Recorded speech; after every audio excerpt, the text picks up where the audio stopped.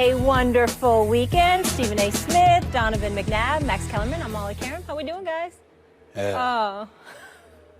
What's up, y'all? Is that how you talk to the ladies, or is that you upset? That's not how I talk. Okay.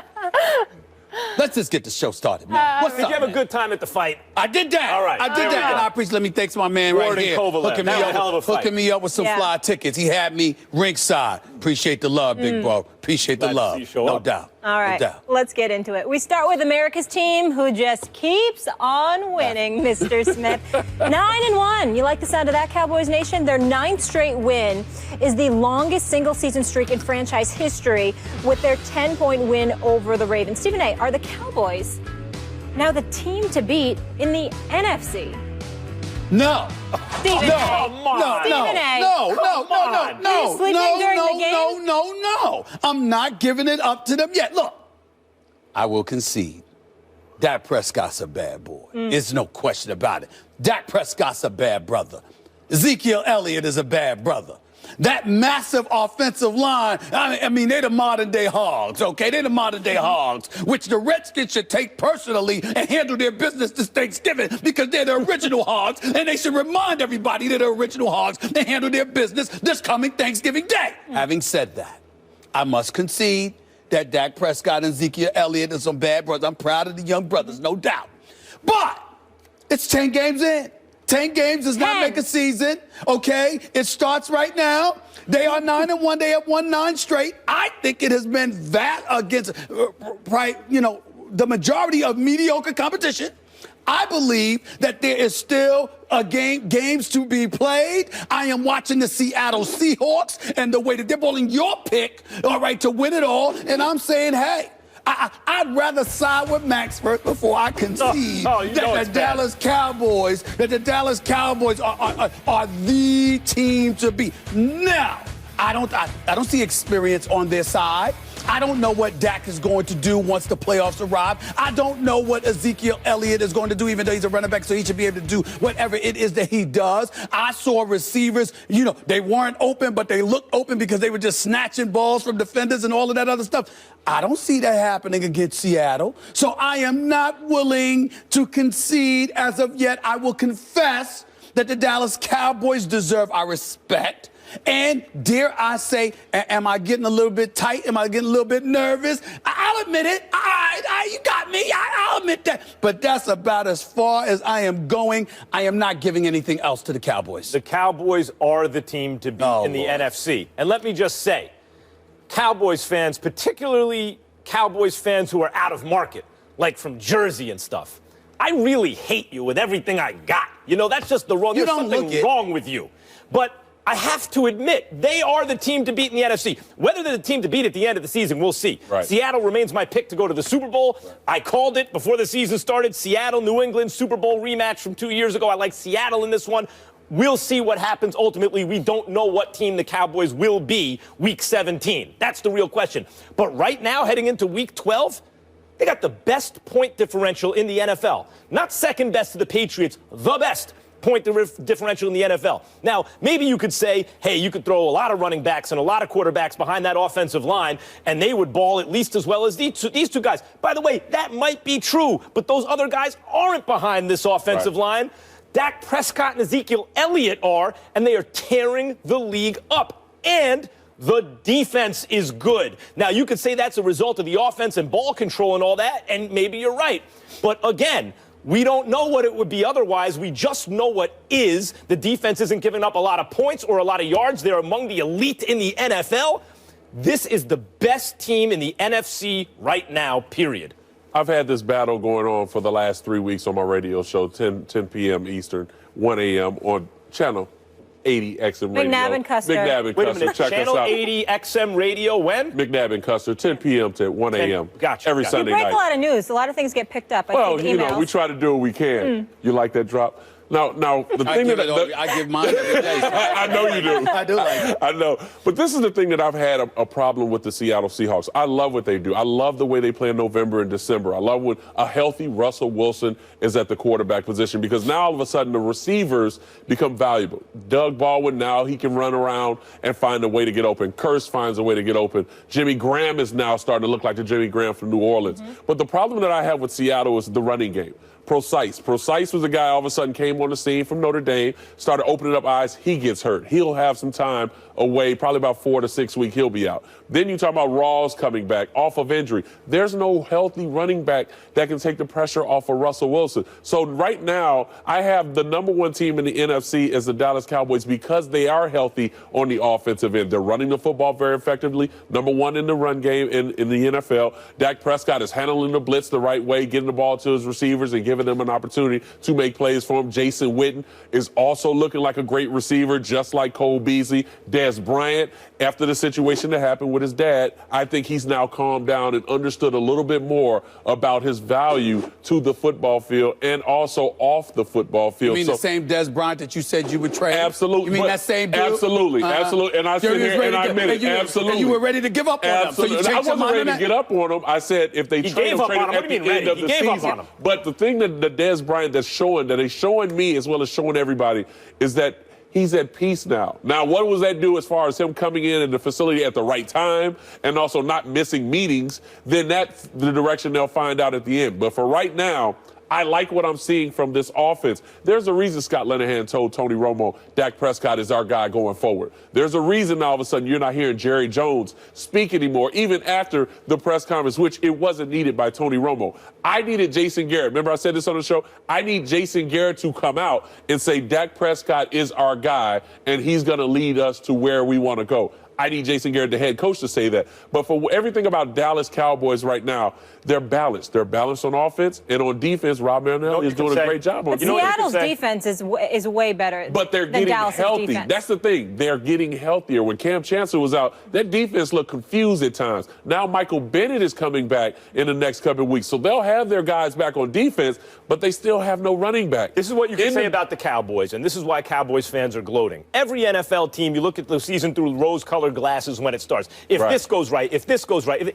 every single thing that could go right has gone right for them, including when Dez Bryant comes back. He's going to be that extra dimension to the offense, right? He's been that, too. Dak is hooked up with Dez a couple of times yesterday to put them over the top in terms of the offense. Like, what are the odds that your rookie quarterback, I don't care how promising, plays this well, that your rookie running back plays this well, that the game plan to control the ball and help your defense works out this well? I mean, it all came together for them. So at a certain point, you got to give it up. Well, I don't have to give it up. Well, it's okay. Not just yet. Not just yet. And I'd like to point out a couple of other things. I mean, look, I don't mean to be negative. I don't mean to be that. But did you read news about Rolando McClain? Yeah. And how he's going to be out? Yeah, he was supposed to be back today. Now, he was supposed to be back after 10 games out. But because of that, now he's going to be suspended for the year. He's appealing the suspension and all of that other stuff. Missed the drug test. Well, no. I bring that up because you got to remember something about me. I've never said that the Dallas Cowboys weren't talented. As a matter of fact, coming into the season, I picked them to win the NFC East. You did. What I said was, they're an accident waiting to happen. Yeah. Somehow, some way, something's going to happen. It wouldn't surprise me at all if Rolando McClain wasn't the only person that goes down over the next few weeks for off-field transgressions. Anything can happen.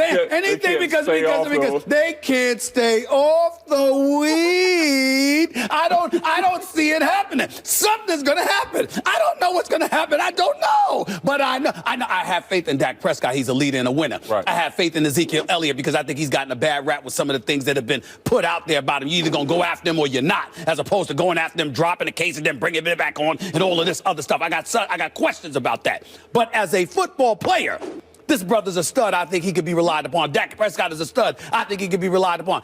The other members of the Dallas Cowboys, I'm just not so sure. And for me, I'm like, wait a minute. You got Washington coming up. You got a rematch against the Giants coming up. You got Detroit and Philadelphia coming up. I mean, you got about 5 of the next 6 games of the Dallas Cowboys. They're going to have, it's going to get a little bit tighter. We don't know. You can't predict anything about the NFC soft East. schedule so far. Soft schedule. Yep, Nobody wants to say that. I mean, but part of that's because those team. with the soft Part of that, schedule? no, they How could have. you If say you that? look at the one, Giants You should have be a soft ashamed of schedule yourself right now. arguing with me about if that. you look at the one-loss record of their opponents, it's bad. Part of that's because those guys are playing the Cowboys. But even taking that out, they have not had a very hard schedule so far this year. That is true. We will see in the next We're 7 looking at weeks. the end result of it all because now, I mean, you can basically say that the New Orleans Saints are not a good team and everybody should beat them. They're just that close from beating some of these top teams, and they'll probably make the playoffs. So let's just stop with the whole soft schedule deal because I think they'll beat the Giants when they play the Giants. We'll see. I think they beat the Eagles. They didn't week one. I'll remember that, Donovan.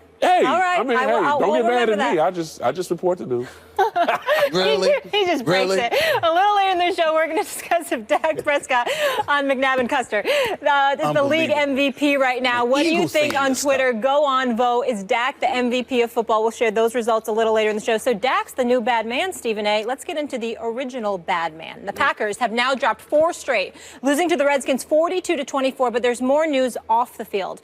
In a column for the Bleacher Report, former and current Packer players were asked about Aaron Rodgers, and while most had only positive things to say about the former Super Bowl MVP, former tight end Jermichael Finley said Rodgers wasn't put on earth to lead and is self-centered. Another anonymous source in the article, who was close to Rodgers for years but has since been cut off by him, said Rodgers hasn't spoken to his family since December 2014, and the strain of his personal life is affecting his play on the field. Quote, there's no explanation for him playing any worse. People are trying to figure it out. He's a bleeping head case. He knows he's doing the wrong thing, and he's so arrogant and so prideful that he thinks he can separate himself from his personal life, from his professional life, even though all of us know that is impossible. Donovan? You know, is Rodgers the problem for this team? Is he the problem? No. The defense is the problem, and the offensive play calling is the problem. What we've seen as far as the production is concerned, you look at the numbers, Aaron Rodgers has played fairly well. Now, when you watch from the eye test, yeah, he's off, meaning he's missing receivers, little checks and things of that nature. He's off due to just decision-making. Now, off the field, yeah, we knew about the spat between he and his brother because his brother ended up doing, I think, The Bachelor, and his name was brought up a couple times on the show. Nobody wants to be a part of that whole deal. As far as I think that was his assistant or so that he fired, whatever reason it may have been, yeah, he had some issues with it. I know Jermichael Finley. I've talked to him many times about what's going on in Green Bay. And it's not the first time that I've heard that Aaron Rodgers was that way, but I've also heard that about other quarterbacks in the league as well. So it's nothing new to me. When I look at them as a football team, everyone talks about McCarthy. And I sat down and we talked a little bit on our show last night. I think Don Capers gets fired, the defensive coordinator, before they decide to part ways with McCarthy. This defense has been awful. I mean, I know that they've had injuries in the secondary, but there's no reason Clay Matthews should be looking this bad. Julius Peppers is about 35, 36 years old. He looks a little slow, but he looks as their best defensive player out there. And why is that? Maybe it's because of the play calling. They're not blitzing enough. They're putting their corners out on the island. Now you look at that game last night, and you're giving up on 3rd and 1, second and 5, and you're giving up deep balls to Crowder and Garcon and Deshaun Jackson. That has nothing to do with Aaron Rodgers. Aaron Rodgers was putting him in position to come back. If Cook didn't drop that ball after the fumble with Norman, we would be talking about what a great comeback that was, and possibly saying what's wrong with the Redskins, because their defense at times gives up too much. So I just think for Aaron Rodgers, on a personal issue, yeah, it could be weighing on him a little bit, not about his brother, but maybe about the situation that he has in front of him at this particular point with his fiance. Let me chime in here and let me say this. First of all, the problem's not Aaron Rodgers. Right. The problem's Ted Thompson, personnel that you got in terms of the depth chart. Right. It's definitely Dom Capers. Mike McCarthy should have never had play calling duties taken away from him. He got it back this year. There are times where it's not obviously ideal, but for the most part, he does a good job with the play calling. Aaron Rodgers had a 115 quarterback rating last night. He didn't play shabby. It's just that Kirk Cousins played better because he was going up against that horrific secondary. I want to throw 3 names out here because I think it's important to point these names out. Quentin Rollins, Ladarius Gunter, and Micah Hyde. My brothers, y'all should be so ashamed of yourself. It was bad. I mean, they were horrible. I could not. I was like this. damn, they wear an NFL uniform. I know they're not starters, but my God, Crowder and then Crowder again and then Garcon. I'm sorry, Crowder and then Garcon and then Crowder again. And this is unbelievably embarrassing. I mean, Kirk Cousins it was like just throwing. It was 7-on-7. It was unbelievable. It was unbelievable how bad it is. So we know that Green Bay's defense is the problem because they're horrendous. There is no question about it, and Mike McCarthy has to assist Ted Thompson and other guys in getting that fixed. But here's the important point to mention, as far as I'm concerned, as it pertains to this segment. Jermichael Finley is wrong. That person who gave the anonymous quote is wrong. You don't talk about somebody's family. None of us, everybody here got problems with brothers and sisters from time. I know I do. Okay, trust me, I do. All right. The point is, it ain't everybody's business. Right. And the fact that, listen, I don't give a damn what Aaron Rodgers is going through. You don't have any business as a contemporary, as a player, as a colleague to be sitting up there, Max, and talking about how, well, you know what, you think he could separate the personal from the professional. Yes, you can. You can have problems at home and still show up to work and perform. Some people can compartmentalize, some can't. That's fine, but Aaron Rodgers, we've seen no evidence. According to his brother, these are things that have been happening, and his brother, by the way, had no business talking about his business either, but that's a different subject. The point that I'm trying to make to you is that, having said all of that, Aaron Rodgers' history as a quarterback shows he has the capability to go out there and perform. You don't bring up his personal family business to talk about his performance on the field. I think that's crossing the line. I wanted to address that. Jermichael Jermichael Finley is, yes, you shouldn't have brought up his family. I agree. Right.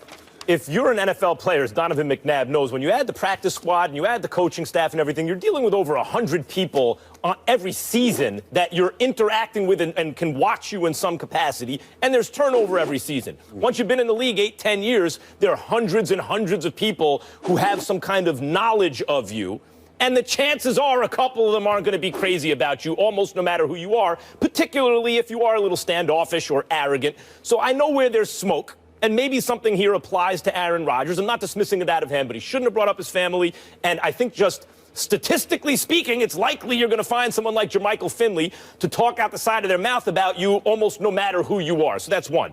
Two, it's not Aaron Rodgers. It's the defense and the running game, really. They really don't have a running game. And the defense, as sometimes I think you'll go over the top, Stephen A. Smith. Not in this case. I think your outrage, your indignation is justified about this. That defense is not an NFL caliber defense. I forgot who was it, Collinsworth? Who brought it up on the air the other day that their best defender turns the other offensive player into like a Pro Bowl player. Oh, they named about 4 of them. Well, quarterbacks had a plus 100 It's QB rating. unbelievable how bad the defense is. Now, is that coaching? Well, yeah, first of all, coaches got to put you in a position to succeed, and they're not doing that. And then players have to execute, and they're not doing that. This is what I want to bring up about Aaron Rodgers, okay? He is not what he was before the beginning of last season. Last season, or almost a little more than a season and a half, he's just been an elite quarterback, not the best player in football. But I want to point something out. This is where quarterbacks take the blame and the credit for team success. Eli Manning, 5-0 in his last 5 games, and I think we can all agree he's playing a good quarterback. I'm not saying he's playing MVP level, but he's a good quarterback. 5-0, Aaron Rodgers 0-4, and the sky is falling, right? Over that time, touchdowns to interceptions. Both have 12 touchdowns. Aaron Rodgers has thrown 3 interceptions. Eli Manning has thrown 6. Completion percentage, Aaron Rodgers 64%, Eli Manning 63%. QBR, Aaron Rodgers 74, which is elite. Eli Manning 68%.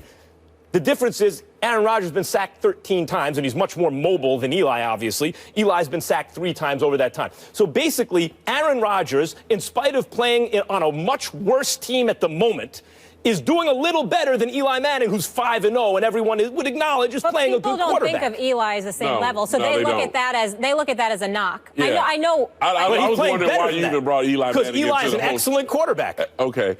He's not? No. How many Super Bowl MVPs you got? Will you stop going to the Super Bowls? Why? It's only the most important thing. If he don't make the thing. Super Bowl, does he make the playoffs? His regular season numbers. 2-time Super Bowl MVP. His regular season numbers don't even. He plays in a windy place. Don't even compare. For a team that in Aaron Rodgers, who they haven't made the playoffs, his numbers are way better than Eli Manning. So I wouldn't even compare those two. This is the problem that I have with it, and I've been a part of it. You know, when guys leave the team, all of a sudden they want to talk bad about the players that are still there. I've always had this issue with a lot of players I've played with, players that have left some other situations. I mean, perfect example, when Crabtree leaves San Francisco, and then he talks about Kaepernick, talking about him studying, talking about, the type of player he was out on the football field. Everything was fine when you were playing with him. Now all of a sudden you leave and you want to sit there and just run your mouth.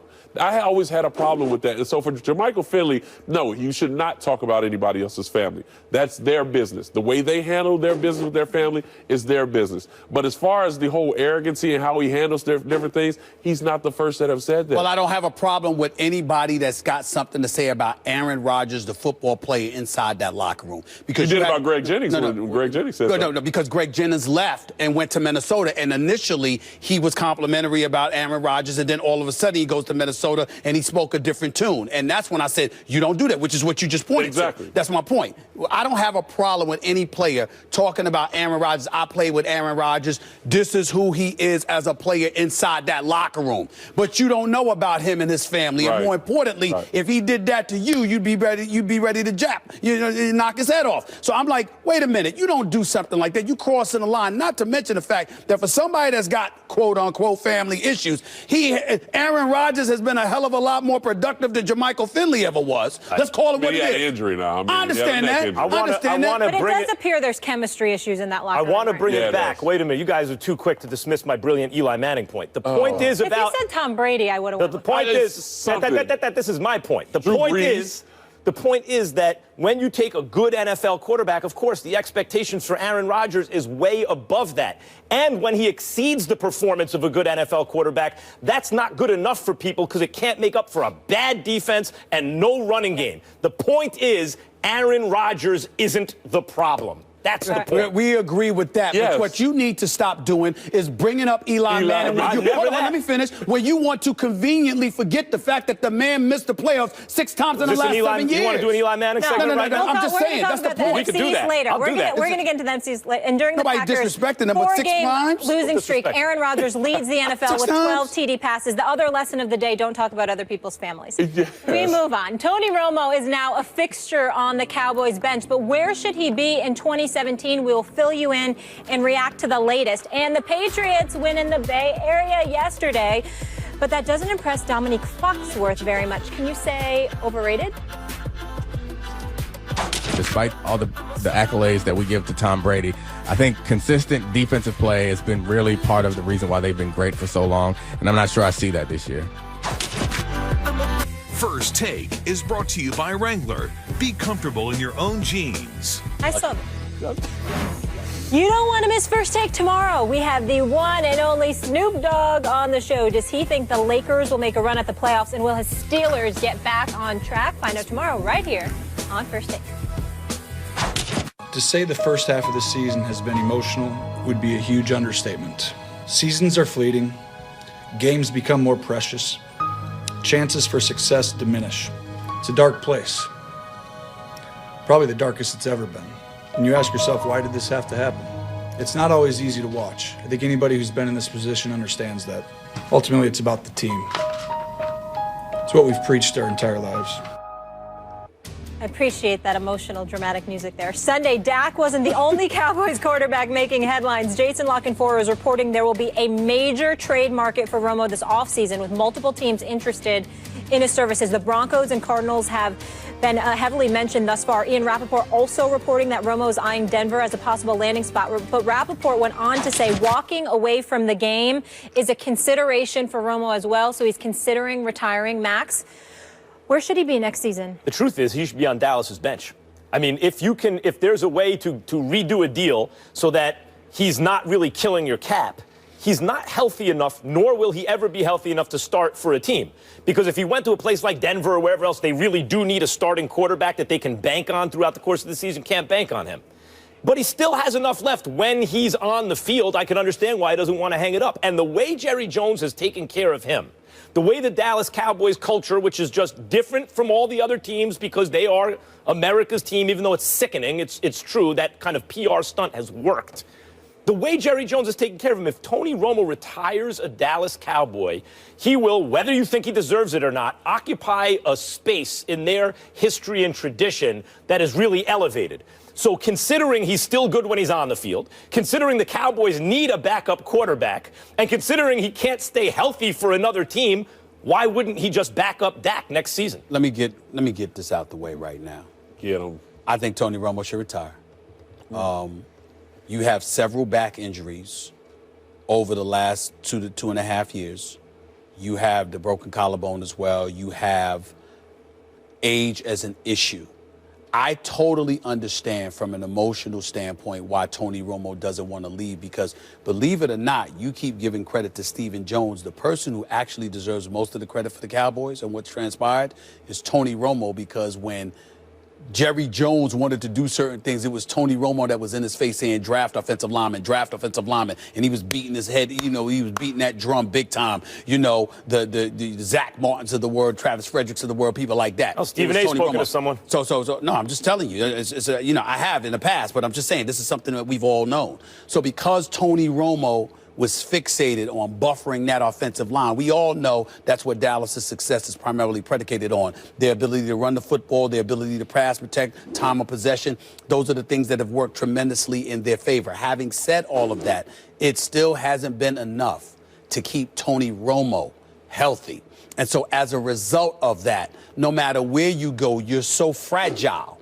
And we all know how much it must hurt, because as this team finally rises, you're not really a part of it in terms of playing on the field. So your heart ain't really going anywhere else. We all know where he wants to be, but this is Dak's show now. Call it a career, move on, collect your money, be safe. Let me address Max in his statement as far as Tony Romo. Tony Romo will be a distraction.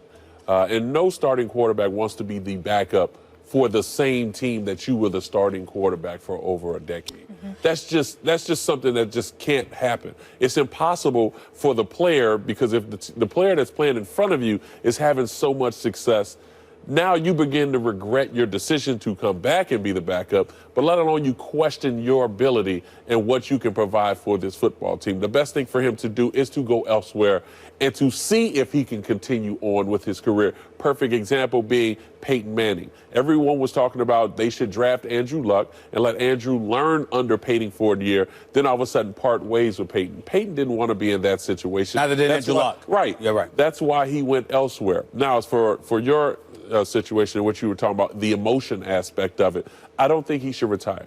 I think what he should do is get himself back healthy at 100%, find out what the market offers him, meaning what team will be willing to bring him in, also, and them being a contributor, meaning they can compete for a title.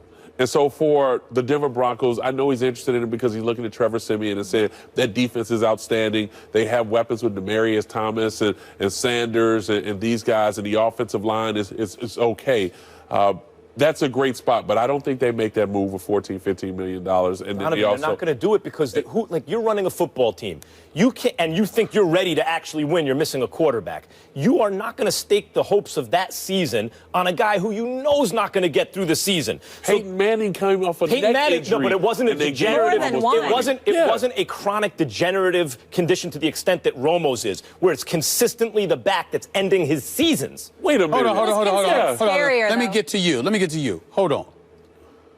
Peyton Manning was a Super Bowl champion. Tony Romo has 2 playoff victories in his entire career. I'll get on his numbers and things that I'm not going to numbers. I'm going by the injury. I'm going by the injury. Stop trying to go in advance every time we start talking.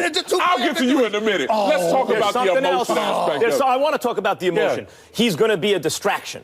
He's such a distraction this year. They're 9-1. He's distracted them to a 9-1 record. He's a distraction right up until they lose. And think about the Philadelphia Eagles game. When all of a sudden, that was the big time of when he was supposed to come back, because we had heard reports that he had been practicing a little bit. What happened with Dak Prescott? Dak had his worst game that he had played in, because now he's forcing balls at Dez Bryant. He's looking over his shoulder. There's conversations of, will that be the end for him? I talked to Dak Prescott, and that was the whole question that I had for him was, have they talked to you yet? Not yet. So what are they waiting on? They're going into the bye week. Let's have a conversation. Am I going to go into this bye week as a starting quarterback, or am I coming back as the backup? That's a question that's an answer. Are you suggesting that Dak struggled as a rookie quarterback playing against an excellent defense? His worst game that you want to point to as a result of distraction is a comeback overtime win. Listen, that's what you want to point to? A comeback overtime win, but you keep going by the eye test. You watch the game. Dak was missing throws thrown off his back foot. Until it counted. Here you go with until it mattered. Yeah, he's a great ball player. Because you're a football player, that means you're going to do what it takes to win the game. It wasn't nobody else's fault but the Eagles why two guys fell and all of a sudden Jason Witten standing in the end zone by himself. That wasn't Dak Prescott. That was just bad play by the Philadelphia Eagles. But for a guy like Dak Prescott, being young, Ezekiel Elliott, same way, why have distractions where they have to consistently answer questions about a guy that's not even playing? I'll tell you why. Because the issue last year was no backup. They'd like a backup quarterback. What's the best backup quarterback you can have? A guy who knows the system inside and out, is excellent when he's on the field. Health will not allow him to play a full season, but if you keep him healthy on the bench, you need him to pinch hit a week or two, can come on and you don't really drop off. That's perfect. The only way I would chime in is this, and this is more of a question more so than anything else, because you would know better than us. Can you love a place so much that you're willing to settle for certain conditions that are worse than what they used to be, because the overall experience, ambiance, and everything that comes with it facilitates your desire to stay on board, particularly when it's not diminished skill per se, it's age, it's attrition, and health. When you look at a guy like Tony Romo, even though I get on him for only having 2 playoff victories, and I do there is no question that he's a big-time talent. So I'm able to look at him and say, damn, you're just 36 with the back. You haven't been healthy. Right. That's why you're not out there. Yeah. As opposed to, no, dog, he's better than you. There's a difference, isn't it? No. The whole thing is, to answer your question, no. I'm not going to be in a place. You played basketball. Yep.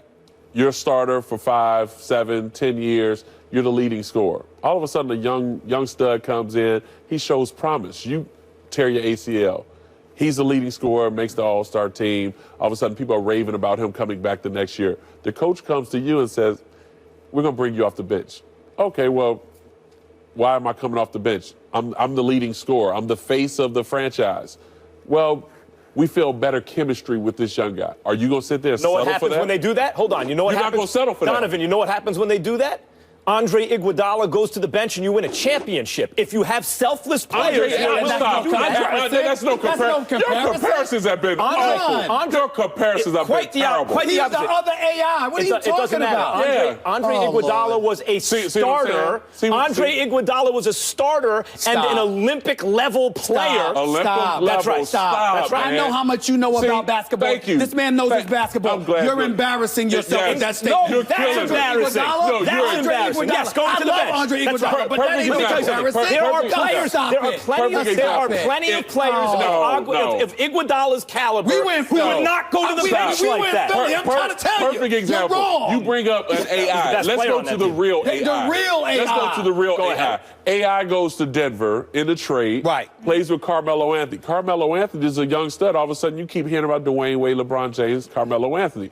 AI still can put up 25, 30, if he gets 30 shots. But yet still, that's what he's accustomed to. Well, to buffer your argument even more, a better example would be when he went to Detroit afterwards. There you go. When he went or to Detroit, Memphis. Because when he went, no, not so much because it was done in Memphis, but when he went to Detroit, he wanted to start.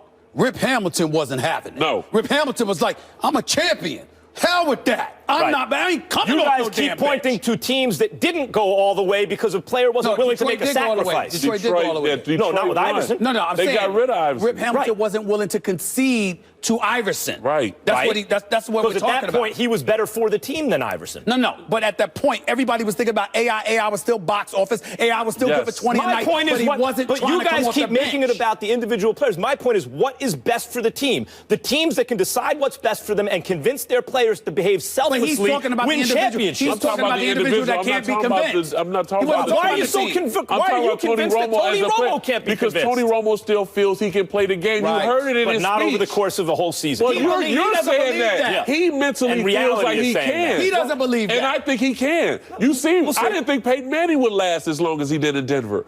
But Donovan, he showed that. Time We will got to tell. go to break. Yes or no? You think he retires or you think No, I don't think he retires. I Okay. think he plays another couple I years. don't think he retires either. I just think he should. Let's leave it there. From the 25-yard attempt, Matthew Wyman. Good snap, good hold. The kick is on the way. It's a winner! The Jayhawks hook the horns on senior day. I don't know if they felt worse for themselves or for Coach Charlie Strong. Do you have any idea what this means for you in the big picture? No, I don't. It's no idea. It appears Charlie Strong is getting the hook from the horns. According to Brett McMurphy and multiple reports, Texas has decided to fire Charlie. The decision comes a day after Texas lost to Kansas for the first time since 1938. Strong is 16-20 overall, 12-14 in the Big 12 in 3 seasons with the Longhorns. Texas plays its regular season finale against TCU on Friday. Strong told our Kirk Herbstreit on Sunday night that he has not yet heard anything from the university and plans to go about his week as normal. Max? Yep. Is it time to go? Nope. And I'm sure they'll get rid of him, but I think that's a mistake. The issue with Charlie Strong, and I know it's tough to make that argument on a day when, or the first day since we've talked about it, when you go out and you lose to Kansas. They haven't lost to them since 1938. They've only played 13 times to them, but still, you're a 23-point favorite and you still lose, knowing your job could be on the line. It's a tough argument to make, but I'm going to make it because I believe it's true. Charlie Strong in Louisville was 7-6, 7-6, you know, pedestrian. And then all of a sudden, 11-2, 12-1, right? And so I think the thinking was because he was like 6-7, 5-7, maybe trending in the wrong direction, but not all that different from his first couple seasons in Louisville. If he has a big third season, now is when we should start to see the improvement, and it didn't happen. If anything, it looks like they could be almost going backward after the Kansas loss. I'm not so sure. They're 4-2 in their last 6 games. Since he took over defensive play calling, they're much better. They have a very young team, a lot of freshmen and sophomores. And I wouldn't be so hasty, I wouldn't be so quick to pull the trigger because you're not getting the results you want yet. Having some stability in the program, if you think you have a good, solid coach with a good track record, and there are reasons, underlying reasons, to see that even if the improvement hasn't shown up in the one-loss record, it may not be far away from showing up. I would keep Charlie Strong, though, Stephen A., I'm sure that's not what's going to happen. Well, we know it's not going to happen. We know he's gone.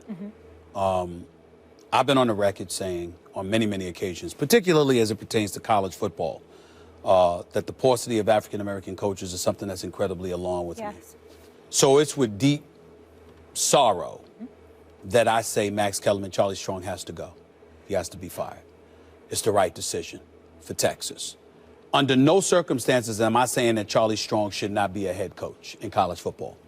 I never liked him at Texas. I told him I did not like him at Texas. I don't give a damn that the governor is hugging him when he's going off the field after a win over Notre Dame to begin the season. A win which, by the way, they gave up 47 points at the time. And doesn't look so good anymore that's either. Right. Yeah. I don't care that the president of the university or the athletic director is in support of him. College football is all about alumni. And the fact of the matter is, Mack Brown, you're talking about a coach in Mack Brown that, I mean, he religiously won more than 8 games in the season. And he's gone in 16 years. Charlie Strong they don't play hasn't got down there. there. I mean, they shouldn't. Texas is a big-time university. Big-time money. Facilities, big time. Austin, Texas is off the chain, okay? It's a haven for athletes. They should want to go there. You cannot be in that atmosphere and not win. It's just no way around it. Now, Charlie Strong comes up in there. I believe this man could coach a variety of places. But he goes up to Texas, and what does he do? You know, 9 players released for not following his rules. You got 5, what is this, Max? Like 5 core values: no drugs, no guns, no stealing, honesty, and respect for women. All incredibly admirable. Nothing to dispute there. The problem is that when you have 5 core values and you announce it to the world and what have you, as right as he may be, it's just little things like that that might influence recruiting or lack thereof. In the end, here's what it comes down to. He hasn't won. And you can't lose. I want to address that. Texas. I want to address Can't. that. I forgot which Gladwell book it was, the Tipping Point or Blink, or one of the books you buy at the airport, but he made a point about the Pepsi Challenge. Remember way back in the day when Pepsi came out with the Pepsi Challenge, and over the first 3 sips, they gave everyone a blind taste test. You got 3 sips, and everyone preferred Pepsi over Coke. So what did Coca-Cola do? They changed the formula. Remember, they came out with new Coke, and everyone was upset. And what it turned out was that ultimately was that people actually preferred Coke over Pepsi if they drank a full can. But over the first 3 sips, because Pepsi is sweeter, they preferred Pepsi. And that knee-jerk reaction over those 3 sips had Coca-Cola change its entire formula. So I would say this is Charlie Strong's 3rd season, 3 sips. You don't change the whole formula if you believe you got something good because you lost the Pepsi Challenge. Max Kellerman. It's a short hook there. 16 and 28, 3 sips. That's number 1. Especially not 3 sips when a guy by the name of Jim Harbaugh walked into a program that was considered just as bad, if not worse, in terms of its state of affairs than Texas, and immediately wins 10 games and a bowl. And then the second year, he's 10-1, and in the top 3 for the national championship picture. In the college football landscape, you are looking at what other people do, and you're asking, why are we not doing it? Texas is just as big of a program than Michigan, and he didn't get it done. If the process for keeping coaches selects out for only coaches that bring you immediate success, then some other coaches who may bring you long-term success will never get a chance. That's a generalist perspective. I'm giving you a guy in Jim Harbaugh that walked into a program and immediately won. And in the end, not everyone's Harbaugh. I believe. Well, listen, Charlie Strong was supposed to be, which is why they brought him at Texas. So now that he's not, I think he should get another head coaching job at Miami or somewhere else. I don't think Texas is ideal for him. Yep, that current senior class has lost 25 games. That's the most by any class in Texas. Can't have that. 1960, but we've had him on the show. He's a great guy. He's a phenomenal guy. I feel for him, and I hope the future is bright. Right. Coming up next, the Dak attack continues to impress in Big D, but how does the rookie quarterback feel about his success? Bro, let's get into it. You all like the Green Bay Packers around here, man. Focus. Speaking of chemistry, guys, one day left to enter the First Take Your Take viewer contest. You can win a chance to debate Stephen A. and Max right here on national TV. All you have to do is upload a 1-minute video with your best original sports debate. Keep it clean. 2 winners will be selected by our show staff and announced this Wednesday. So 1 day left, again, to submit. Here's a few of our latest. Now, Stephen A., you always say that the Cowboys are what? An accident waiting to happen. But unfortunately for you, that accident was Dak Prescott, and he has happened. And both Jerry and Romo have acknowledged it. You know, and then this year when it looked like it was going to be another year like last year, Kellen Moore, the backup, goes down, Romo's out again. This team showed resiliency. Look at Dak. Look at Zeke. They are balling out. Stephen A. Smith. I made this same face yesterday when I seen that the Cowboys won their 9th straight game in a row. I think you got to give it up to them this year that they really don't look like an accident waiting to happen. All right, that's what it is, Ryan Clark. I guess people really watch the show because they know that Stephen A. thinks that the Cowboys are an accident waiting to happen. Got to bring it a little harder than that, though. Or maybe you just say it a lot. I do say it a lot. He believes it, though. Well, you know, I am a ubiquitous individual. I'm all over the place, so that would have something. What does that even mean? A ubiquitous You better take this individual. ubiquitous L right here. I'm waiting to take NL. You know what I'm saying? It doesn't happen. Just doesn't happen. But let's go. Oh, on that note, Ryan, good to have you here with us. As always, nothing to say. For the first time in franchise history, the Cowboys have won 9 straight regular season games. Dak Prescott carried the boys on his back, becoming the 4th rookie since the merger to throw for 300 yards and 3 touchdowns and no interceptions in a game. 2 of those touchdowns were to Des Bryant, who is a believer in Dak.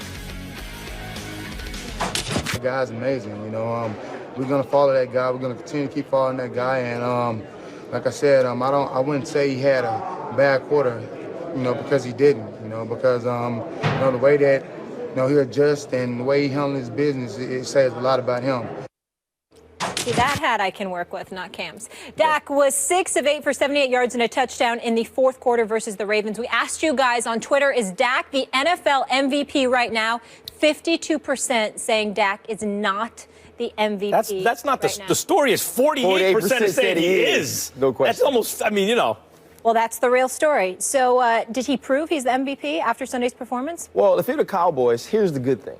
We were on this show last week asking if Ezekiel Elliott was the MVP of the league. So when you have that discussion about your 2 rookie starters, in line. That's a good place to be. But I said it last week. I didn't think Ezekiel Elliott was the MVP candidate over Dak Prescott.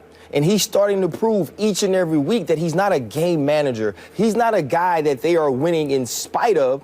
He's the guy driving this team and this force to win games. But as I said last week, too, right now, Derek Carr is in this conversation for me. If you look at the numbers, they're very similar. Derek Carr had the signature MVP moments early in the season. You think about from week 1 in New Orleans, throwing the ball to Crabtree. Obviously, you go down to Tampa Bay, he throws the dig route in overtime for a touchdown. So he's had the plays early on in the season to say that he deserves to be the front runner for the MVP. But now, here comes Dak Prescott. Here comes Dak racking up the yards, 300-yard games. I don't like how you drinking your drink and looking at me like that either. I see y'all. It's a little disrespectful. It's real disrespectful. Put some respect on his name. It's real disrespectful. I almost feel like how they came at Stephen A. and them had to come at him too. But it ain't gonna work for them. What I'm saying is this though: Dak Prescott is now to me 1B. Derek Carr is 1A. Okay. Dak Prescott is 1B. So how these games play out when you have divisional games that determine the division champion is who will be the MVP to me out of those 2 guys. At this moment, because look, Matt Ryan's coming off the bye, right? So we're not thinking about him right now. He's in the conversation. Derek Carr is. But, you know, Derek Carr has a great offensive line just like Dak Prescott does. That's what, and you could put a million guys behind those offensive lines. Andrew Luck, Russell Wilson. You put some of those guys behind these offensive lines, you know what they do? But the fact is they're not playing behind those offensive lines. Derek Carr and Dak Prescott are. And at this moment, I think Dak Prescott is the MVP of the league. Of all non-Tom Brady quarterbacks, he has the highest QBR. But since Brady, I'm never disputing Brady on a per-game basis is the best player this season. I'm just saying if you miss 4 games and another guy who's, you know, also very good didn't, in terms of value over the season, the other guy gets it. So you take Tom Brady out of it, and Dak Prescott's leading the league of all the guys who played in all the games in QBR. And you can say whatever you want about the offensive line, and that's true. It obviously helps him. It certainly doesn't hurt. But you know what happened yesterday? They dared Dak Prescott to beat them. Okay, kid, we see what you can do, ball control, offense, and all this, but can you beat us with your arm? Can you beat us, you know, keep making those plays? And the answer is yes. You say he did it. You say game manager, as though many people use it as a dirty word. To me, other than the Aaron Rodgers of the world, like the guys who you can say might be the greatest who ever did it, the quarterback you're actually looking for is a game manager who's big on 3rd down. Wait. That's Dak Prescott. Here's the thing, though. I said he's not just a game manager. I understand. Another thing, game managers don't win MVPs. Okay, but I'm saying a game manager who's big on 3rd down, playing behind that O-line, can win an MVP. And at this moment, if I had to vote for someone, my vote goes to Dak. Mine's ain't. Here's the deal. It's a few teams that a few players rather. I'm looking at Derek Carr. I'm looking at Matt Ryan. I'm looking at Tom Brady. Now, I understand that Dallas has gone 9-1. They've won 9 straight, and Dak Prescott is highly impressive. I'm proud of the brother personally. I ain't rooting against him. I just can't stand the Dallas Cowboy fan base. They're disgusting. I hate them. I can't stand them. They're the most delusional people on the planet. They're the most annoying. They're the most obnoxious. They make me look mild-mannered, and the bane of my existence is a Cowboy fan. I can't stand them to the core. And at the end of the day, if this team wins, you're going to carry this show, because I ain't showing up. I don't know if I can deal with the Cowboy fans. It hasn't. I wish it did. I really do. Keep praying, brother. Keep praying. Here's the deal. When you look at Dak Prescott, I think about 2 things. I think about your running game. I also think about time of possession. Dallas is clearly #1 in the league. Who's #4? It would happen to be the Oakland Raiders. We think about New England. We know that Tom Brady, even though LeGarrette Blount can ball and to get Deion Lewis back, the bottom line is that offense is predicated on Tom Brady. Time of possession, New England's ranked like 17th. We look at a team, you look at, like I said, Matt Ryan and Atlanta, they're 23rd in time of possession. So you've got teams in New England and Atlanta where your quarterback is the man. You got a guy in Derek Carr, even though he's got an offensive line and they're relatively decent, and Latavius Murray can ball. Ezekiel Elliott and that offensive line is no joke. I'm not taking anything away from Dak Prescott. I know this brother is special and he can play.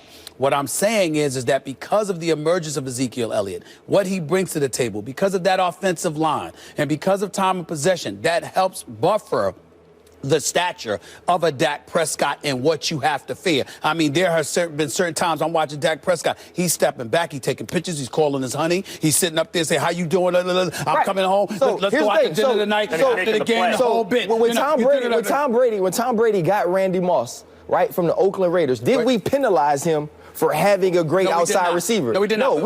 But we did recognize still his greatness. What I'm saying is we recognize and appreciated his greatness. He got the MVP, though. I understand that. But what I'm saying to you is that that's Brady to Randy Moss. That's not Brady to Ezekiel Elliott. Well, in this case, LeGarrette Blount or somebody. I'm just handing the ball off. What I'm saying to you is the offensive line is so potent. The running game is so And you don't want to give it to a rookie. Why don't you say what it is? Okay. No one wants to give it to a rookie. Here's the question. That's what it is. So here's my question for you, Stephen A. You talk about time of possession, right? So if the quarterback didn't factor in the time of possession, if you're thinking being 17th in time of possession, being 23rd is more impressive, that's not to me, because you know what? When it's 3rd and 5, when it's 3rd and 6, when you have to convert, when it was late in the game against Philadelphia Eagles, that was Dak Prescott making those throws. That's Derek Carr. That's how you keep the ball, Stephen A. He did make those throws. You keep the ball by making the plays on 3rd down. Conversion. That's how you keep the ball. Wait a minute. But your argument would be more profound if I said he wasn't an MVP candidate. What I said was he is. It's just that there's certain dudes that I would put above. And I gave you 3 big names in Carr, Ryan, and Brady. That's what I'm saying. Brady missed 4 games. Carr's the only one in there. Carr's the only one in there. Carr's the only one in there. Well, you say Matt Ryan didn't play this week, but Matt Ryan plays, and the numbers are right there for Matt Ryan. No, Matt Ryan's numbers are really good. The team isn't as good as these two teams, and we know when your numbers don't exceed the other guys' numbers by far. When you're not on Peyton Manning, Tom Brady, record-breaking season type years, then it goes to your team. What question are we asking? I understand that, but what are we asking? Who do we think's going to win the MVP? No, that's a different question. There are weeks to go. Are we asking who would we give the MVP to right now, or are we asking realistically who would the MVP go to right now if the season ended today? I'm saying I believe the question is who would we give the MVP to right now? So we don't have to factor in team success if we don't want. We don't have to take away all the credit because he's playing behind a great offensive line. I think if we're honest with ourselves and we say, who would we give it to right now? Carr is a good pick. Dak Prescott, I think, is the best pick. And Matt Ryan, who, recency bias, he didn't play this week, so we're not really talking about him. Those are the 3 guys we're really talking about, right? Am I missing somebody? Brady. No. Tom Brady. No. You gotta stop living here. You could sit up there and say not Brady right now because we're 9 games in and he missed the 4. I don't think you could say that if you're 12 games. I'm saying if you're 16 games and he's played the 12. I'm saying if he played the 12. We also have to remember, we always give team success, right? This is the reason why we think Brady's the best quarterback of this era, and he's been talked about as maybe the best quarterback of all time because of his team's success. In missing 4 games, Tom Brady has lost as many games as Dak Prescott. And as his backups, by the way. Yeah, he's lost as many games as Dak Prescott. So how is he in that conversation? Because I said so. Because his level of play. You know what I'm saying? Because the eye test. I feel that way. It's on a per-game basis, he's the best, Molly, but right now he played in half the games. Listen, let me and he's not even better than who's the best. Tell me how even on a per-game basis is he better than Derek Carr and Dak Prescott competition. I'm taking Tom Brady having the absence of a potent running game to the degree that Dallas has and Dak Prescott has at his disposal. When Tom Brady came back, LeGarrette Blount was leading the league. Listen. Time out. Tom Brady's 2nd and 3rd string quarterbacks were 3-1 without him. His 2nd string was 2-0. Only the 3rd string made it 3-1, and Tom Brady's 4-1. Yeah, we're talking so he's giving him marginal. Now, if you ask me who I want on my team, I want Tom Brady. But this year, he is not the MVP. He's not in the conversation. Right. We're not talking about it. Right. In your mind. But in the rest of ours, guess what? We get to see Dak Prescott again on Thanksgiving while we're eating turkey. And they'll be facing the Redskins. And speaking of the NFC East, coming up next. Touchdown. Prescott back fade. Left side of the end zone. Leaping grab. Touchdown. Dez Bryant. Prescott slant Dez 5 to the goal line. Touchdown. Dez Bryant, 2nd of the day. Here's a handoff. Elliott. hurdles a man, first down. Let me have some more. Gobble it up. Feed me.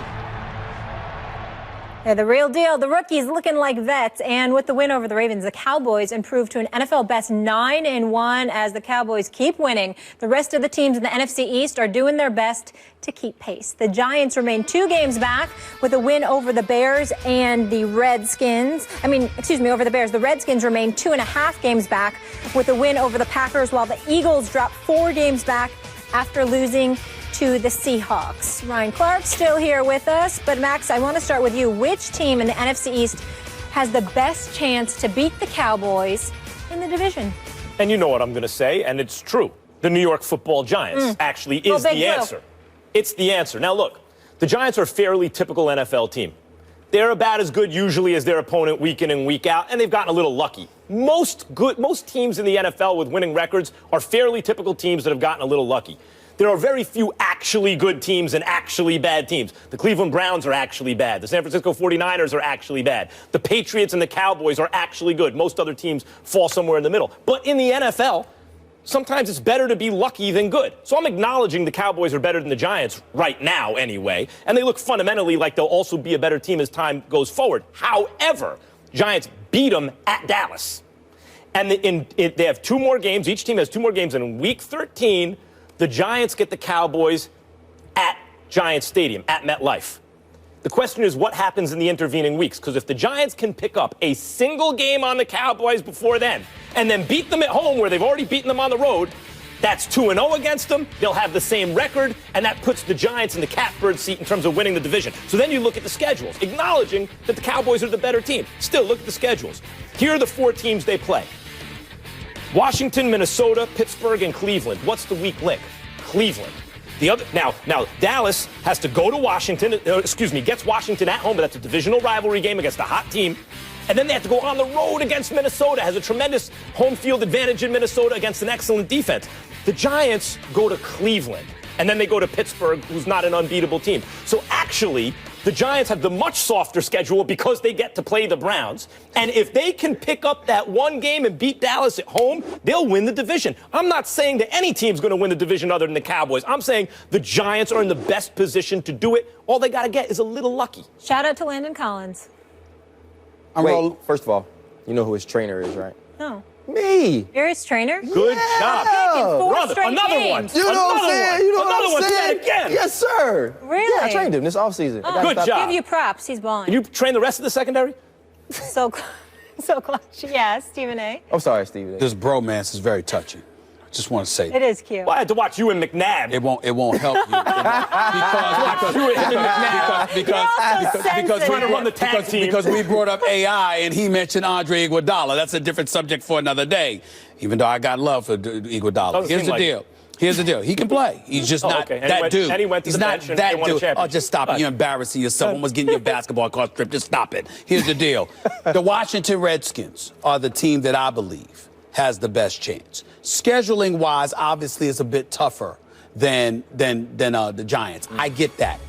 Here's what I'm thinking about. Dallas is always playing at an advantage. That wasn't the case yesterday because Baltimore's #1 ranked defense came in the house and made it tough for them in the early going, and Dallas showed up in the second half, particularly Dak Prescott, who was 6 for 6 in the fourth quarter. We get all of that. For me, as I watch the Redskins, and I'm looking at a Kirk Cousins who's already passed for over 3,000 yards, who's got 17 touchdowns, 7 interceptions. I'm looking at him targeting. We thought about Garcon. We thought about Deshaun Jackson. We didn't think much about Crowder coming into the season. We know Jordan Reed is a stud when he wanted to be, even though Vernon Davis wasn't there last night. This is a dude that stepped up in a reserve role for Jordan Reed, showed up. Redskins have the #3 ranked passing attack, and this kid, Robert Kelly, filled in nice, ran for 137 yards yesterday. Matt Jones could play, so we look at it, even though he didn't play last night. We look at these guys, and I'm saying from an offensive standpoint, they're potent enough. When I look at the Giants, they make things a bit too interesting for me. You're going up against Jay Cutler. Yeah, the interception to end the game. No surprise there. Thank you, Jay Cutler, always making me the prophet. You understand? Because he stinks. He has no business being a starting quarterback for anybody. And it is what it is, okay? So what? 6 QB hits. Defense come along. Jay Cutler makes you want him to get sacked if you're an offensive lineman trying to protect him because he does nothing to inspire you. Okay, it's his fault. So what I'm saying to you is that still the Giants made it too interesting. I look at the Redskins, and even though I got question marks about them, you were bloviating. You were talking. You did say we the kings of the NFC East. This is our division, all right? You did do that. So I expect and anticipate that the Redskins are going to live up to it. I think their offense is high-powered enough. I think their quarterback in Kirk Cousins has proven he's capable of being efficient enough, and I think that they will pose the biggest threat to the Cowboys in this division. Guys, this is what happens when I get to come on every Monday. What? I remember being laughed at a couple of weeks ago when the Redskins played in London, and I was talking about the offense and all the weapons they had and the way Kirk was throwing the ball. And Stephen A., he almost made me feel like I shouldn't even be on TV. Like, I had to go back and start watching film and say, I can make you feel that way again if you need me to. I started saying, maybe I'm wrong. Did he just repeat all the stuff I said on that show? Sort of. Wow. And you're still wrong. Ubiquitous on how do you get? Still how do you wrong. still get? How does that happen? Because it's a different question. The question is, who can challenge the Dallas Cowboys to win the East? That's exactly what I was going to say. I'm glad you said that. Because it's a different question. But you still just repeated everything I said, because of the question that was posed. That time. Because of the question I posed. So it wasn't true. No. What I said, but it's true now. No, because what you said 2 weeks ago was about the Redskins in the division lead. And I said to you, oh, yes. That wasn't the but question. That's okay. Oh, trust me. That wasn't the question. I'm an expert. It was, what do we think of the Redskins now? What should America think about the Redskins? Okay, I'm back to what I was saying. We're going to talk about that later. We're going to talk about that later. We're going to talk about that later. You won't get away with it. So here's the thing. The Washington Redskins are exciting. I love their offense. I love the pieces they have. The New York Giants have just as many pieces, maybe a little weaker at the tight end positions, but when you talk about the guys that Eli has to throw to, they're all over. I like the Giants defense a little bit better than the Washington Redskins defense. Obviously, Chris Baker has played out of his mind this year, but he's the only guy up front that has really been playing good ball for the Washington Redskins.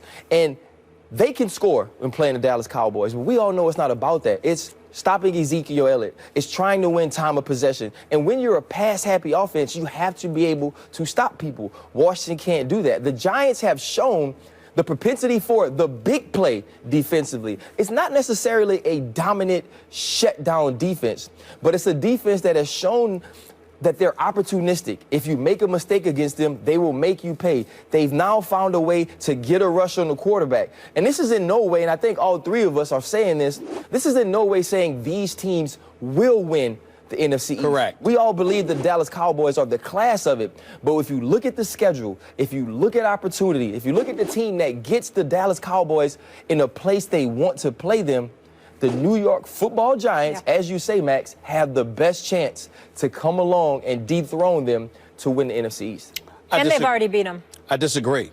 And the reason I disagree is because, A, you got to be able to run the football to do that to the Dallas Cowboys, and I'm not sure the Giants could do that, even though Rashad Jennings has played relatively decently. I'm just not sold on that element of the New York Giants. That's number one.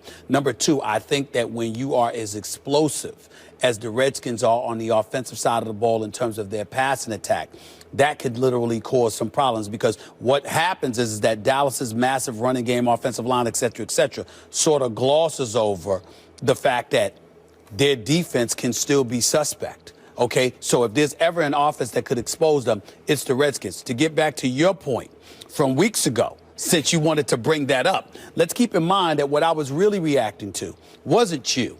it was Chris Baker and the Washington Redskins going off about how they were the kings of the division.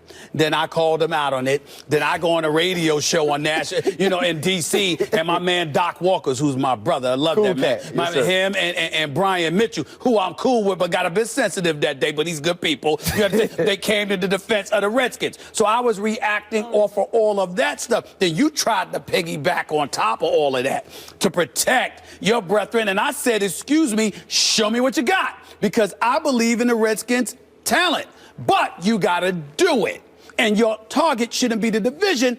It should be something greater with the talent that you have. Look, that is my argument. Thank you for clearing that up. Just quickly about the Giants and the Cowboys, why the Giants may have the best chance. You're right about the Giants' running game, although Jennings being healthy has really helped it. The Cowboys are great against the run, by the way, defensively. They're really good against the run. What it's going to come down to for the Giants, they're going to have to get a little lucky in terms of the turnovers. But the way Landon Collins has been playing and Janoris Jenkins just taking the kind of risks that he does, if the Giants can wind up +2 on the turnover differential because of a couple plays in the secondary, because they get just enough pressure with the front four nowadays, they can win that game against Dallas. This side of the table's also. Well, I mean, we all know, too, MetLife, late in the year, it's a tough place to throw the football. Obviously, the Dallas Cowboys can run, but like you said, if you can be opportunistic, make a couple of plays, and if Eli can avoid the late turnover. Well, let's not get hysterical. But that's what we've seen this team do differently from last year. All right, we got to leave it there. Coming up next, are the 8-2 Patriots overrated? Someone thinks so, and you'll hear from him after the break. Good job with Landon Collins, by the way. Tom Brady returned home for the first time in his career, and the Patriots rebounded from Brady's first loss of the season and improved to an AFC best 8-2 with a 30-17 win over the 49ers. For the second time in 3 games, Tom Brady threw for 4 touchdowns without an interception. And Dominique Foxworth on NFL Nation isn't that impressed with New England, however. I think that this team is not as strong as people think they are. I think we give them a lot of credit based on their past, but with Gronk, who's been in and out for injury this year, he's kind of the only game breaker they have on offense, and they don't have anybody else who really scares you. I think Bennett is somewhat scary, but he's no Gronk. And on defense, I think getting rid of Jamie Collins is going to hurt them. It's hurt them a little bit, but they don't have a ton of playmakers on defense, and that's kind of been their bread and butter, despite all the accolades that we give to Tom Brady. I think consistent defensive play has been really part of the reason why they've been great for so long, and I'm not sure I see that this year. Ryan, we don't usually hear the New England Patriots and overrated in the same sentence, but do you think it's true? I mean, who's rating them? I mean, what are we saying about them? Like, what is the overrated part? Are they an 8-2 team? Yes. Are they the best team in the AFC? They're in the conversation of the best team in the NFL. If you look at what this team was able to do without Tom Brady, the ways they found to win games without having their star quarterback, the way this offense is able to morph, plug pieces in. Deion Lewis comes off of injury. They plug him right back into the game, and he's able to make plays. Finding a running game with LeGarrette Blount, going for over 100 yards yesterday, and figuring out ways to win. It was an ugly game in the first quarter yesterday, 13-10, and clearly San Francisco is not a good football team, but after a tough loss to Seattle on Monday, going across country, finding ways to win that game, New England Patriots are a team that is in the top 3 of my picks to win the Super Bowl. I think you have the Seahawks and Dallas from the NFC, and they'll be playing the New England Patriots to see who hoists the Lombardi Trophy at the end of the season. This team is not about the pieces. It's about the sum of the parts. It's about how everybody works together. How many times have we said, oh, Tom Brady's been so good with no-name receivers, with receivers who other teams don't want, whether it's Branch or Patton, guys who have to go to other teams and never quite have the success. We've seen this team be great without having the marquee names at other positions. And I think this is just another year where they are doing that. And when it comes down to the end, we're going to be talking about the New England Patriots in late January, early February. This is a team that has every opportunity to win the Super Bowl that we thought they did before losing to Seattle 2 weeks ago. Are there chinks in the armor? Are they as perfect as the media was trying to make them out to be early? No, but they're still a team to be reckoned with. That's where the overrated thing comes in, because people were asking, like in our morning meetings, sometimes are the Patriots going to run the table? And every week I'm like, no, that's not. We can't act, because who thinks they're really going to run the table? So if the people who thought that, clearly they overrated them. But I think most people who are looking at it more soberly realized that if the Broncos stay healthy, it's them and the Broncos. They didn't. right? So the Patriots are clearly the class of the AFC. Now, in terms of whether they win the Super Bowl or not, or really make a push to, that comes down here. I understand the point. When Brady has one elite pass catcher to throw the ball to, they are a real Super Bowl threat that season. Randy Moss, a healthy Gronk. Because the team is really about the coach. Belichick can take anything. Matt Castle win you 11 games. He could take Brady without an elite offensive target and make the playoffs, maybe win a game. But when Brady has that elite offensive target, they'll make the Super Bowl. And so really what it comes down to is Gronk. The idea that trading Jamie Collins hurts the defense, for people like me and people just kind of watching the team, yeah, it seemed like that at first. But when you start reading about how the coaches on the Patriots who are breaking down the film are going, no, we can do without him, I'll actually take their word for it. I don't think it's going to hurt them if they thought it was okay to get rid of him. Clearly the class of the AFC, I think that means they're not overrated. Dominic Foxworth does a good job. He deserves our respect. I respect where he's coming from. I respectfully disagree with him. Bottom line is this. If you're looking at the Patriots, you have to look at the rest of the AFC. Nobody in the AFC East fears, gives me reason to pause. Yep. Nobody in the AFC North gives me reason to pause the way we've seen Baltimore and Pittsburgh struggle. And don't get me started with the Cincinnati Bengals. I'll get to Marvin. We're going to get there shortly. In just a second. Okay. The AFC South, please. Andrew Luck, MVP. We can stop that nonsense. And then, of course, we have the AFC West, and Kansas City just lost to Tampa. Denver, Trevor Siemian, he's good, but let's pump the brakes on all that. And not only that, they expose themselves being vulnerable against the run defensively, as well as defending tight ends. The elite part of them is in their secondary with wideouts. Against everybody else, it's a different ball game. And so when we look at it from that perspective and we think about how horrific Oakland's defense could potentially be, we see the AFC for what it is. By virtue of that alone, they're not overrated. But then we go to the Patriots. Yeah, the Patriots bend a lot in terms of being 17th against the run, 15th against the pass, stuff like this. They're the number 3 ranked defense. They find ways to keep you out of the end zone, accumulating points.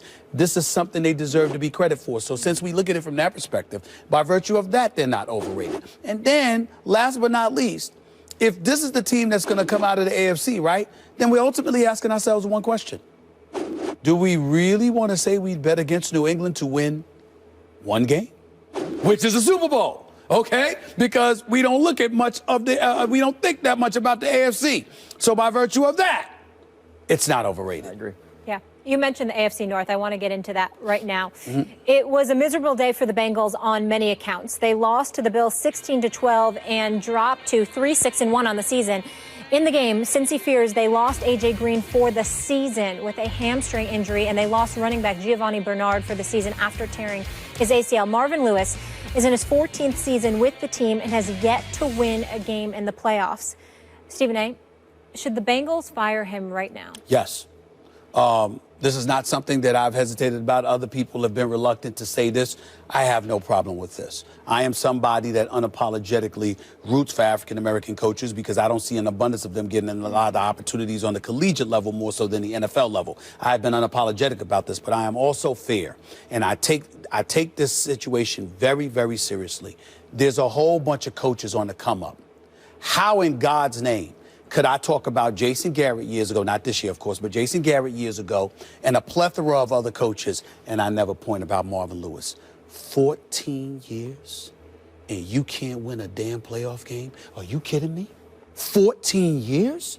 How in God's name do you still have the head coaching job? It is nice to hear that the city of Cincinnati suddenly mentioning my name more, because I've been on the bandwagon talking about how Marvin Lewis needed to be going years ago. It is an absolute disgrace that this man is the head coach in Cincinnati. I'm not saying he doesn't know football. I'm not saying he can't coach. I'm not saying any of that. I'm saying your record has to count for something.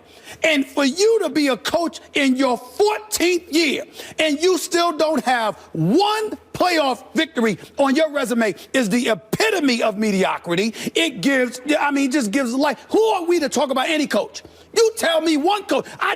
What coach in the NFL has coached for 14 years and don't have one postseason win? Who is it? I want to know. I mean, and all of this stuff about diversity, he's throwing the argument right out the window, Ryan. What are we to say? As a black man, what am I to say about diversity if this man could coach 14 years and still don't have a damn player? Not one. Okay, well, I can tell you as a green man or a purple man, it doesn't matter. Right. Marvin Lewis, kind of a poor man's Marty Schottenheimer. Marty Schottenheimer got unlucky in the playoffs a lot of times. But he did win some. Yes, he did. Marvin Lewis, I don't think is Marty Schottenheimer, but there's a version of that going on here. He's a solid coach. I don't find him inspirational, but he's a solid coach who's coached up a good, solid team in recent years. But without the playoff wins, as you mentioned, last year I felt like it was a turning point. Andy Dalton started looking good, giving you evidence. Maybe he turned the corner in the playoffs. Primetime games, he was good. Fourth quarters, his production would tick up. Let's see what happens in these playoffs. And then he gets hurt.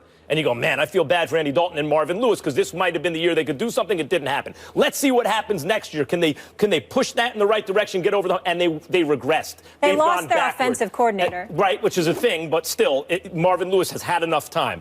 I do finally agree with Stephen A. Smith. After this season, I would change coaches, but why do it now? You have no chance. You have no chance. Like AJ Green's out for the season. I'm coming back. I'm coming back. Go ahead. I'm coming back, y'all. Go ahead. What are you mad at him for? Go ahead. I agree with you. I agree with both of you guys.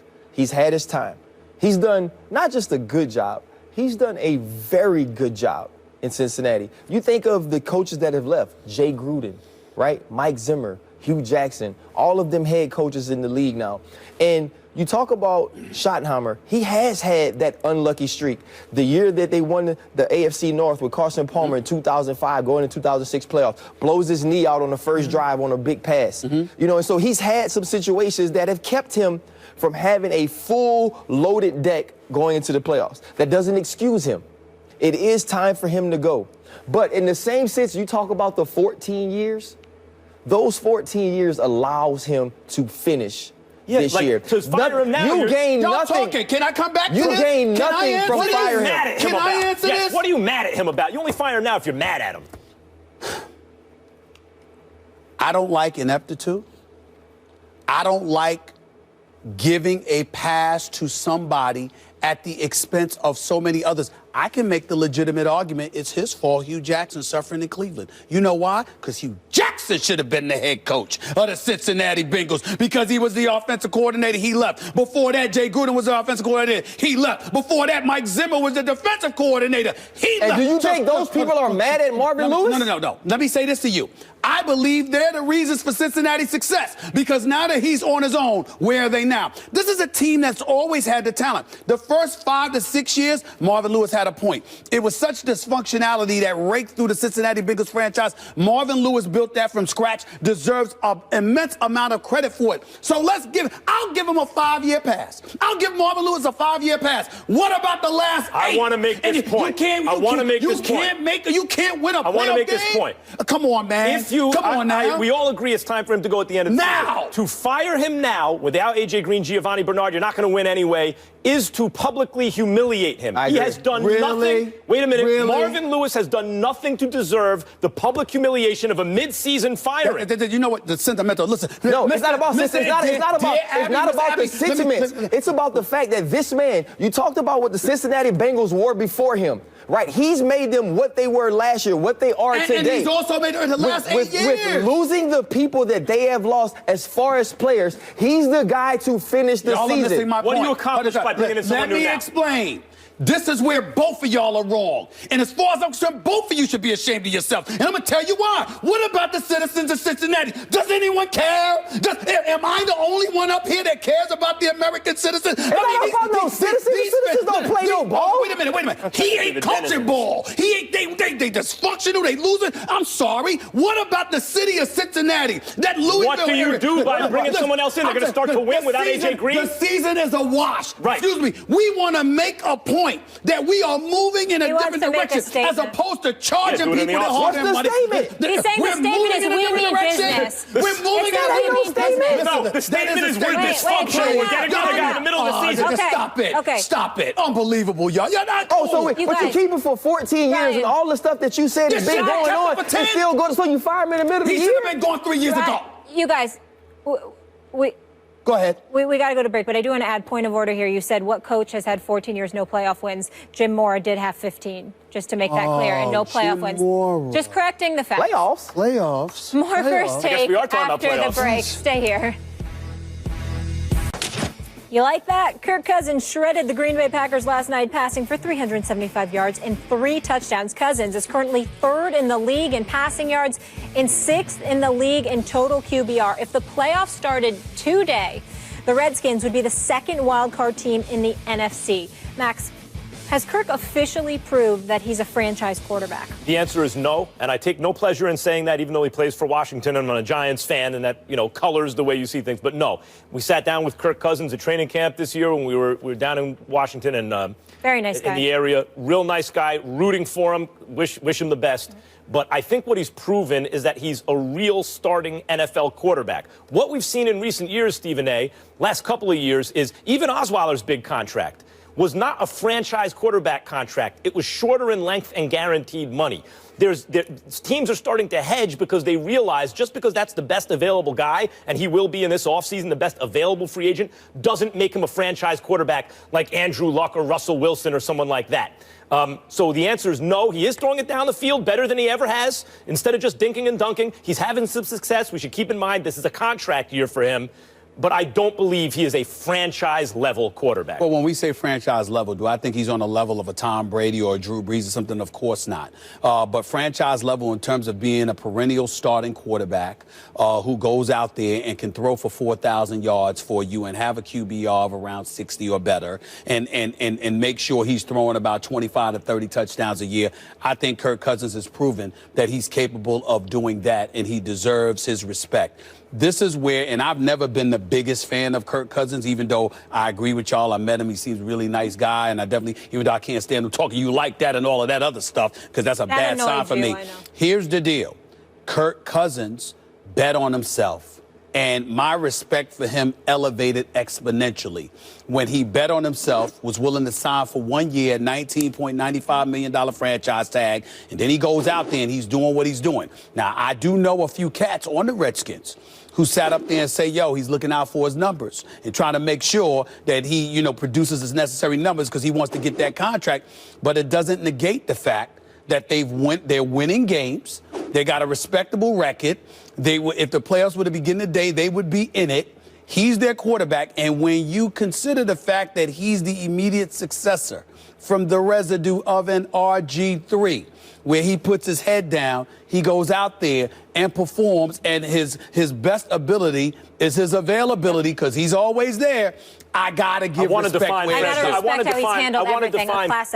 define franchise quarterback, because often this comes up with Joe Flacco or Eli Manning. Are they elite? Forget about elite for a second. They're franchise quarterbacks in this sense. Their teams aren't looking.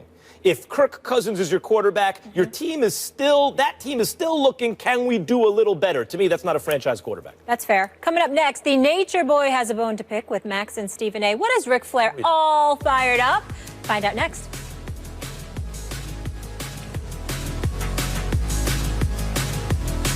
This notion that Conor McGregor and Floyd Mayweather will be a great fight is absurd. The fact that Floyd Mayweather is in his own territory, you have to actually box. Come on, Conor McGregor. It ain't happening. Because let's be serious. Mayweather has fought and beat Hall of Famers. Who have you beat? Who has your marquee matchup been? And Aldo? Okay, I'll give you that. But he's clearly, as we've seen since then, past his prime. Every fighter that steps into the ring, Max, and you know this better than anyone, whether he's an A-level fighter or a C-level fighter, has a puncher's chance. And we all know what McGregor does when he hits someone. They go to sleep. Night-night, Floyd. Oh, sun's out, guns out with the speed bag right there. He did a good job. He did a good job with the speed bag. Better job than his argument. Yeah, I agree with that. It's not a good argument. Yes. All right, let's leave it there. Only one more day to submit, and we are going to announce the winners on Wednesday. So get those in. Last day to send in your videos. But we also have a special message, gentlemen, from our own Stu Gotts and the Nature Boy, Ric Flair. The Nature Boy! I've heard a lot about this. I haven't seen it. All right, Stephen A. Smith, you have your tag team partner on First Take. It's Max Kellerman, and I figured to get on First Take, I needed to recruit one of my own. So I brought in a legend. Woo! Stephen A., it's the Nature Boy. your North Carolina brother, the most knowledgeable athlete in sports today. That's me. I can talk about why LeBron is better than KD. I can talk about why LeBron is better than Michael Jordan. I can talk about why Michigan's going to beat Ohio State. I can talk about why someone's going to beat Alabama. I am with a genius. This guy and I will blow you and Kellerman off the show. I love you, Stephen A. Max, you got a lot to learn. Number one, legend. Woo! Limousine riding. Style and profiling. Looking as only we can look. Captivating every woman in Miami as I speak right now. Bringing it to Bristol. That's right, to Bristol, Connecticut, to be on First Take. And good golly, Miss Molly, I cannot wait to meet you. Woo! Stugotz, nationwide, on the way to Bristol. Limousine riding. Jet flying. Kiss stealing. Wheeling and dealing, and I'm having a hard time right now. So you got to hold these Ferragamos down. Woo! Woo, woo, woo! Gotta love the Nature Boy. Well, listen, the Nature Boy's a bad boy. You don't want it at the debate desk, Rick, with me. you. Believe me. Listen, He don't want it with me. Why? At the debate desk? That's a bad look. You know, he might have a shot. He's got no He shot can with talk me. on a myriad of subjects. You heard it. LeBron. I would. Go 3 rounds with him first to even qualify to argue with me, Rick Flair. I would say this. He lost before it even began because he talked about adding Stugotz. Come on now. Stugotz. First of all, understand something about Stugotz. Stugotz wouldn't show up here because Stugotz don't want to leave Miami, which I cannot blame him for. You don't need to be down in Miami. It's too distracting for you. Leave Miami. You wouldn't be able to focus. That's how they messed up point number 2. Because if you really want a piece of me, you should have invited me to Miami. Not talked about coming to Bristol. Yeah, I'm available to go to Ever Miami, since LeBron left, you have to go to Cleveland instead of Miami all the time. I still don't talk to LeBron because of that. So do you accept the challenge? If they want to come here? here? If they want me to come to Miami, but they don't need to come to Bristol. I mean, well, I don't need them here. Okay, can we go to Miami too? Because I want to go. I mean, I guess. Oh, you're such a hater. I'm fun. I guess. Why isn't everyone already in Miami? I guess. Why does everyone not live in Miami to begin with? I'm just saying. What do you want me to say? What do you? I guess. You know Whatever. what? I miss South Beach so much. I mean, you don't need to be down there. I can control myself. You don't need to. This is how I look at LeBron, Max, every time I see him. That's your regular look. What are you talking about? That's not my regular look. That's your usual smug. You just are missing the teeth. The only thing I said to LeBron in 2 years is, I'm wearing long johns. Because they had me out doing Sports Center in 4-degree weather because of him. Oh, yes, I'm wearing them now. It's snowing outside. I'm wearing them long johns right now. I ain't lying. Nothing wrong with that. I ain't lying. Raiders, Texans, who wins for Mexico City? Raiders. Thermal underwear? Raiders. The Raiders. Just win, baby. Raiders. All right, that was fun. Can't wait to see them here in Bristol or us in Miami. We'll see you all tomorrow. Have a great day. Enjoy the game.